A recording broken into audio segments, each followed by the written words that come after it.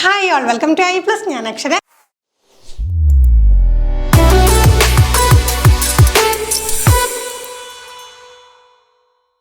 ഇന്ന് നമ്മൾക്ക് സ്ഥിരമായിട്ട് റിപ്പീറ്റ് ചെയ്യുന്ന കുറച്ച് കൺസെപ്റ്റുകൾ അത് പല തരത്തിൽ ചോദ്യങ്ങൾ ചോദിച്ചിട്ടുള്ളതാണ്. നമ്മൾ സൈക്കോളജിയിൽ നിന്ന് ഡിസ്കസ് ചെയ്തുകൊണ്ടിരുന്നത് അത്തരത്തിൽ 5 ചോദ്യങ്ങൾ തന്നെയാണ് ഡിസ്കസ് ചെയ്യാനായിട്ട് പോകുന്നത്. തീർച്ചയായിട്ടും എന്ത് ചെയ്യാം, പ്രധാനപ്പെട്ട പോയിന്റ്സ് പറഞ്ഞ് നിങ്ങൾ നോട്ട് ചെയ്ത് വെക്കുക. നിങ്ങൾക്ക് അറിയാവുന്ന കാര്യങ്ങളൊക്കെ തന്നെയാണ്. പക്ഷേ എന്തെങ്കിലും ഒരു കൺസെപ്റ്റ് നിങ്ങൾക്ക് സംശയം ഉണ്ടെങ്കിൽ നിങ്ങളത് കമൻറ്റിലൂടെ ചോദിക്കാനും ഒരു കാരണവശാലും മടിക്കരുത്. നമുക്ക് ആദ്യത്തെ ചോദ്യത്തിലേക്ക് കടക്കാം.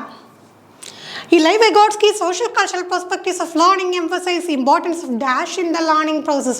മുമ്പ് ഞാൻ പറഞ്ഞിട്ടുള്ള ഒരു കാര്യമാണ്, നമ്മളൊരു പെർട്ടിക്കുലർ തിയറിസ്റ്റിനെ കുറിച്ച് പഠിക്കുന്ന സമയത്ത് ആ ഒരു പെർട്ടിക്കുലർ വ്യക്തിയുമായി ബന്ധപ്പെട്ട് എന്തൊക്കെ കൺസെപ്റ്റ്സ് ഉണ്ടോ അത് നിങ്ങൾ എന്ത് ചെയ്യാം, കൃത്യമായിട്ട് നോട്ട് ചെയ്ത് വെക്കും. സ്റ്റിക്കി നോട്ട്സ് ഒക്കെ വെച്ചിട്ട് നോട്ട് ചെയ്ത് വെച്ച് കഴിഞ്ഞാൽ മറക്കത്തില്ല. കാരണം എക്സാം ഹാളിൽ ഇരിക്കുമ്പോഴത്തേക്ക് എന്താണ്, വൈഗോട്സ്കിയും ബ്രൂണറും പിയാഷയും കോൾബർഗും എറിക്സണും ഫ്രോയിഡും എല്ലാം കൂടെ എന്താണ് ഒരു ആവിയൽ പരുവത്തിലായിരിക്കും നമ്മുടെ മനസ്സിലേക്ക് വരിക. അപ്പോൾ നമുക്കൊന്ന് സമാധാനമായിട്ടിരുന്ന് ചിന്തിക്കുമ്പം നമ്മുടെ സ്വന്തം കൈപ്പടയിൽ എഴുതി വെച്ചേക്കുന്ന നമ്മുടെ ബുക്കിലിരിക്കുന്ന ആ ഒരു നോട്ട്സിലോട്ട് പോകുമ്പോഴത്തേക്ക് നമുക്ക് എന്താണ് സോർട്ട് ഔട്ട് ചെയ്ത് ഉത്തരത്തിലേക്ക് എത്താൻ സാധിക്കും. അപ്പോൾ നിങ്ങൾ എന്ത് ചെയ്യും, കൃത്യമായിട്ട് അല്ലെങ്കിൽ എന്താണ് സ്റ്റിക്കി നോട്ട്സ് അല്ലെങ്കിൽ പല കളർ പേനകളൊക്കെ ഉപയോഗിച്ച് ഇതൊക്കെ നമ്മൾ പഠിച്ചിട്ടുള്ളതല്ലേ, നമുക്ക് ഓർത്ത് വെക്കാനായിട്ടുള്ള പല പല ടെക്നിക്കുകളുണ്ട്. അപ്പോൾ എന്ത് ചെയ്യണം, ഒരു പെർട്ടിക്കുലർ കളറിൽ എന്ത് ചെയ്യണം, ഒരു പെർട്ടിക്കുലർ ആയിട്ടുള്ള തിയറസിനെ കുറിച്ചുള്ള കാര്യങ്ങൾ എഴുതി വെക്കണം. അപ്പോൾ അത്തരത്തിൽ എഴുതി വെച്ചവർക്ക് എന്താണ് പെട്ടെന്ന് ഇതിൻ്റെ ഉത്തരം കിട്ടിക്കാണും. വൈഗോട്സ്കി അദ്ദേഹം എന്താണ് ലേണിംഗ് പ്രോസസ്സിൽ എന്തിൻ്റെ പ്രാധാന്യത്തിലാണ് നോക്കിക്കുക, സോഷ്യൽ കൾച്ചറൽ പെർസ്പെക്റ്റീവ്, സോഷ്യോ കൾച്ചറലായിട്ട് സാമൂഹ്യപരമായിട്ട് സാംസ്കാരികപരമായിട്ടും ലൈവ് വൈഗോട്സ്കി എന്തിൻ്റെ തിയറിയെക്കുറിച്ചാണ്, എന്തൊരു കൺസെപ്റ്റിനെ കുറിച്ചാണ് പറഞ്ഞത്, ലേണിംഗ് പ്രോസസ്സിൽ എന്തിൻ്റെ പ്രാധാന്യത്തെക്കുറിച്ചാണ്, cultural tools, attribution, motivation, equilibration. അപ്പം നോക്കിക്കും, തീർച്ചയായിട്ടും സമൂഹത്തിനും സാംസ്കാരികപരമായ കാര്യങ്ങൾക്കും ഒരു കുട്ടിയുടെ പഠനത്തിൽ പ്രധാന പങ്കുണ്ട് എന്നാണ് ഈ ഒരു സോഷ്യൽ കൺസ്ട്രക്റ്റിവിസവുമായി ബന്ധപ്പെട്ട തിയറിസ്റ്റുകൾ പറഞ്ഞിട്ടുള്ളത്. അതുമായി ബന്ധപ്പെട്ട വൈഗോട്സ്കി മുന്നോട്ട് വെച്ചിട്ടുള്ള ആശയം എന്താണ്, കൾച്ചറൽ ടൂൾസ് എന്നുള്ളത്, സാംസ്കാരിക ഉപകരണങ്ങളെന്ന് പറയും. അപ്പോൾ ഈ ഒരു സംഗതിയാണ്. അപ്പോൾ എന്താണ്, ഈ ഒരു സമൂഹമായിട്ട് ഇടപഴകിക്കൊണ്ടും കുട്ടി അറിവ് നേടുന്ന പ്രക്രിയയുമായി ബന്ധപ്പെട്ടുകൊണ്ടാണ് ഈ ഒരു കൾച്ചറൽ ടൂൾസ് എന്നുള്ള കൺസെപ്റ്റ് ആര് ഇൻട്രൊഡ്യൂസ് ചെയ്തത്, ലീവ് വൈഗോട്സ്കി ഇൻട്രൊഡ്യൂസ് ചെയ്തത്. അടുത്ത ചോദ്യം, in his theory of cognitive development, Jean Piaget explains the cognitive structures in terms of dash.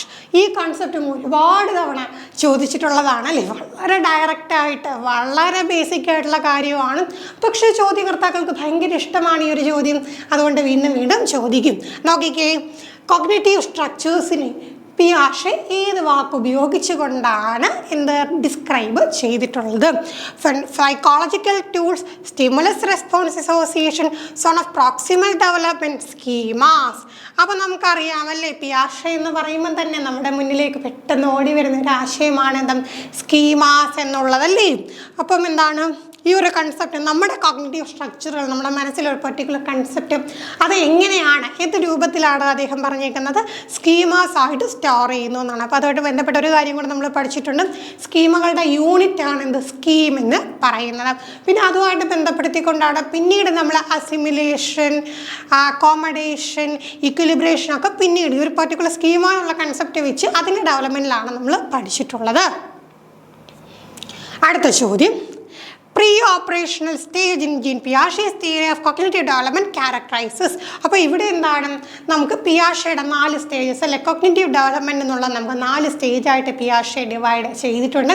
പിയാഷെ എങ്ങനെയാണ് ഡിവൈഡ് ചെയ്തത്, ഇത്ര ഏജ് മുതൽ ഇത്ര ഏജ് വരെ ആദ്യത്തെ പീരീഡ്, അങ്ങനെ 4 ഘട്ടങ്ങളാക്കിയിട്ടാണ് അദ്ദേഹം എന്ത് ചെയ്തിട്ടുള്ളത്, ഈ ഒരു കോഗ്നിറ്റീവ് ആയിട്ടുള്ള ഡെവലപ്മെൻറ്റിനെ ഡിവൈഡ് ചെയ്തിട്ടുള്ളത്.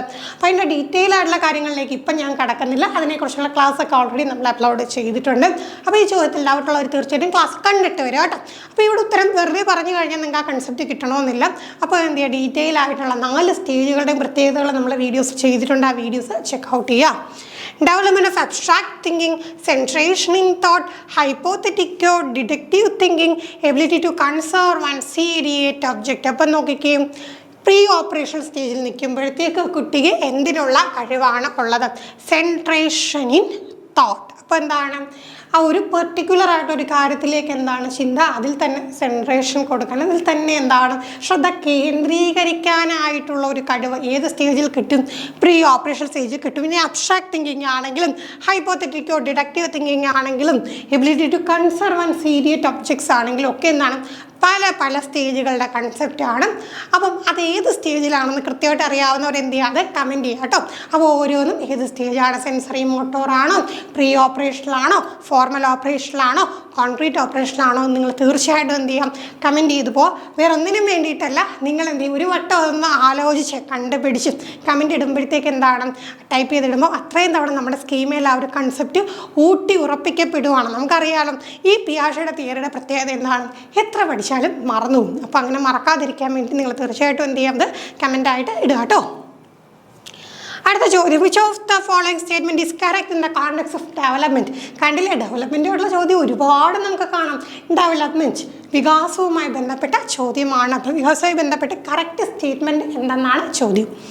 Development has the same rate of growth across cultures for everyone. Development occurs only through learning that takes place in school. Development occurs only during the period of childhood. Development is multi-dimensional. വളരെ basic ആയിട്ടുള്ള കാര്യം തന്നെയാണ് ചോദിച്ചിരിക്കുന്നത്. നമുക്ക് ഒരിക്കലും എന്താണ് development എല്ലാവരിലും, എല്ലാ കൾച്ചറിലും ഡെവലപ്മെൻറ്റും ഗ്രോത്തും എല്ലാവരിലും ഒരുപോലെയാണെന്ന് പറയാൻ പറ്റും, ഒരിക്കലുമില്ല. ഈ ആളുകളെന്ന് പറയുന്നത് ഒരിക്കലും മെഷീൻസ് അല്ലല്ലോ. നമ്മളിപ്പോൾ ഒരു കമ്പനിയിൽ പ്രൊഡ്യൂസ് ചെയ്യുന്ന ഒരു വലിയ ഫാക്ടറിയിൽ പ്രൊഡ്യൂസ് ചെയ്യുന്ന മെഷീൻസ് ഉപയോഗിച്ച് പ്രൊഡ്യൂസ് ചെയ്യുന്ന പ്രോഡക്റ്റ്സ് എല്ലാം എന്താണ് ഒരുപോലെ ഒന്നിച്ചിങ്ങനെ വരുമ്പോൾ എല്ലാം ഒരുപോലെ ഇങ്ങനെ ഇരിക്കും അല്ലേ? അതുപോലെയാണോ മനുഷ്യർ? അല്ല. മനുഷ്യരിൽ എന്താണ് ഈ വളർച്ചയും വികാസവും ഒക്കെ എന്താണ് വ്യക്തി വ്യത്യാസങ്ങൾ, ഇൻഡിവിജ്വൽ ഡിഫറൻസ് ഉണ്ടാകും. അടുത്തത് എന്താണ്, ഡെവലപ്മെൻറ്റ് ഒക്കെ only through learning that takes place in school. സ്കൂളിൽ പഠിക്കുന്ന കാര്യങ്ങൾ വെച്ച് മാത്രമാണോ? അല്ല, എല്ലായിടങ്ങളിൽ നിന്നും കുട്ടി എന്ത് ചെയ്യുന്നുണ്ട്, അറിവ് നേടുന്നുണ്ട്. ഡെവലപ്മെൻറ്റ് ചൈൽഡ്ഹുഡിൽ മാത്രം നടക്കുന്ന ഒരു കാര്യമാണോ? അല്ല. Development is A life long process എന്ന് നമ്മൾ പഠിച്ചിട്ടുണ്ട്. Development is multi dimensional. അതാണല്ലേ കറക്റ്റ് ആയിട്ടുള്ള ആൻസർ. ഡെവലപ്മെൻറ്റ് എന്താണ്, മൾട്ടി ഡയമെൻഷനാണ്. ഡെവലപ്മെൻറ്റ് എന്താണ്, പല പല മുഖങ്ങളുണ്ട്, പല മേഖലകളിലാണല്ലേ. ഒരുപാട് മേഖലകളിൽ എന്താണ് നമുക്കൊരു ഡെവലപ്മെൻറ്റ് എന്നുള്ള പ്രോസസ് നടക്കും.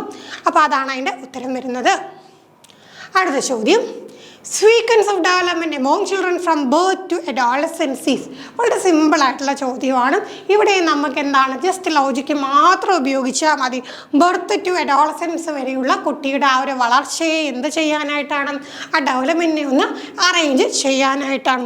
നമുക്ക് കൂടുതലൊന്നും ചിന്തിക്കേണ്ട കാര്യമില്ല. ഏറ്റവും ആദ്യം എന്താണ്, സെൻസസ് കൊണ്ടായിരിക്കും അല്ലേ കുട്ടി കാര്യങ്ങൾ എന്താണ് കണ്ടും തൊട്ടും രുചിച്ചും മണത്തും ഒക്കെ മനസ്സിലാക്കുന്നു. പിന്നെ കുറച്ചുകൂടെ അങ്ങോട്ട് ചെല്ലുമ്പോൾ എന്താണ്, കോൺക്രീറ്റ് എന്ന് പറഞ്ഞാൽ എന്താണ്, നമ്മുടെ മുമ്പിലുള്ള വസ്തുക്കൾ. അപ്പോൾ എന്താണ് കുറച്ചും കൂടെ ഒരു സെൻസസ് കഴിഞ്ഞിട്ടും ഇപ്പോൾ എന്താണ് നല്ല ഒരു വാസന വരുന്നു. അപ്പോൾ നല്ല വാസന എന്നാൽ കുട്ടി മനസ്സിലാക്കുമ്പോൾ എന്താണ്, അത് സെൻസറിയാണ് ആ ഒരു ഭാഗത്ത് വരുന്നത്. അതൊരു റോസാപ്പൂവാണ് എന്ന് തിരിച്ചറിയുമ്പോഴത്തേക്ക് എന്താണ്, അത് കോൺക്രീറ്റ് ആണ്. അപ്പോൾ റോസാപ്പൂവിന് എന്താണ്, നല്ല സുഗന്ധമുണ്ടെന്ന് മനസ്സിലാക്കുന്നു. ഇനി അബ്സ്ട്രാക്റ്റ് എന്ന് പറഞ്ഞാൽ എന്താണ്, കുറച്ചുകൂടെ നമുക്ക് ഈ തൊട്ടോ കണ്ടോ ഒന്നും അറിയാൻ പറ്റാത്ത കുറേ കാര്യങ്ങളുണ്ടല്ലോ. സ്നേഹം, ദയ, കാരുണ്യം, ഇതൊക്കെ കുട്ടി എപ്പോഴാണ് മനസ്സിലാവുന്നത്, കുറച്ചും കൂടെ വളർന്നു ഒരു അഡോളസൻസ് ഒക്കെ എത്തുമ്പോഴാണ് തിയറിസ്റ്റുകൾ പറയുന്നത് ഈ കൺസെപ്റ്റൊക്കെ കുട്ടിയിലേക്ക് പൂർണ്ണമായിട്ടും എത്തുന്നത്. അപ്പോൾ ആ ഒരു കാര്യം വെച്ചിട്ടുള്ള ഡിവിഷനാണ് നമ്മൾ പഠിച്ചത്. അപ്പോൾ ഇത്രയും ചോദ്യങ്ങളാണ് നമുക്ക് ഇന്നത്തെ ക്ലാസ്സിൽ ഡിസ്കസ് ചെയ്യാനായിട്ടുള്ളത്. ബാക്കി ചോദ്യങ്ങൾ നമുക്ക് അടുത്ത സെക്ഷനിൽ ഡിസ്കസ് ചെയ്യാം. Thank you all.